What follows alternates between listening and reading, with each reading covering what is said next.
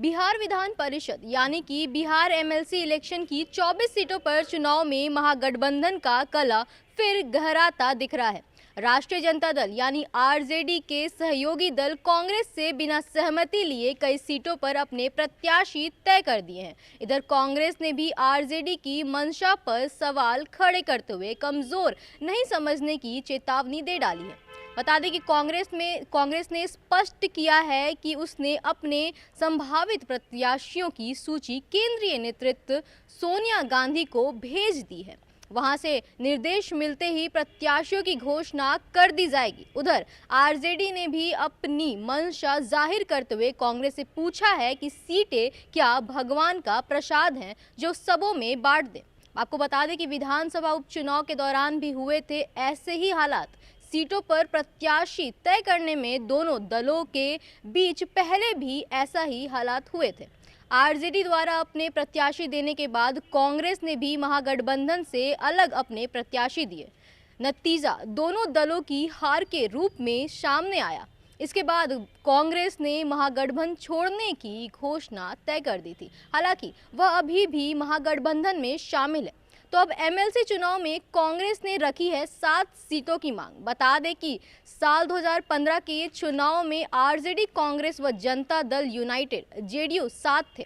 उस दौरान कांग्रेस समर्थित 4 प्रत्याशी पश्चिमी चंपारण, सहरसा, पूर्णिया व कटिहार से चुनाव लड़े थे। लेकिन इस बार आरजेडी ने कांग्रेस से बातचीत किए बिना अपने कई प्रत्याशी घोषित कर दिए हैं, जबकि कांग्रेस ने 7 सीटों की मांग रखी है। वहीं लालू प्रसाद यादव ने कहा था कि सीटें देने की बात। आपको बता दें कि मदन मोहन झा ने कहा है कि महागठबंधन में विधान परिषद चुनाव की सीटों को लेकर अभी तक कोई समझौता नहीं हुआ है। आरजेडी से हुई एक राउंड की बातचीत में कांग्रेस ने 7 सीटों की मांग रखी है। मदन मोहन झा के अनुसार आरजेडी अध्यक्ष लालू प्रसाद यादव पहले ही 6-7 सीटें देने की बात कर चुके हैं। इसके बावजूद आरजेडी ने कांग्रेस के प्रस्ताव पर मौन साध लिया है।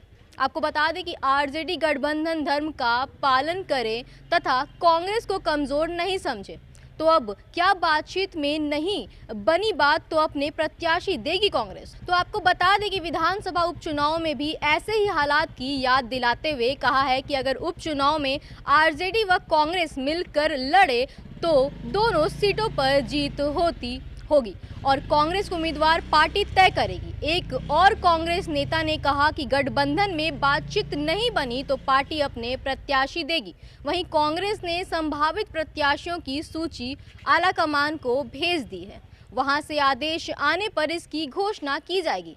हालांकि कांग्रेस को अभी भी उम्मीद है कि बात बन जाएगी।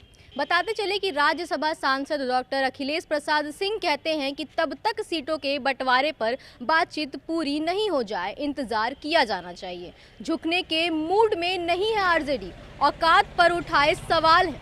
आरजेडी प्रवक्ता मृत्युंजय तिवारी ने कांग्रेस पर तंज कसते हुए पूछा है कि चुनाव की सीटें सत्यनारायण भगवान का प्रसाद है क्या भगवान के प्रसाद की तरह इसे सभी में बांट दें।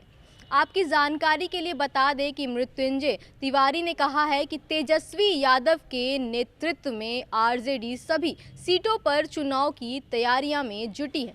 किसकी कितनी ताकत है यह सब जानते हैं। कांग्रेस ने 19 विधायक आरजेडी की वजह से ही है।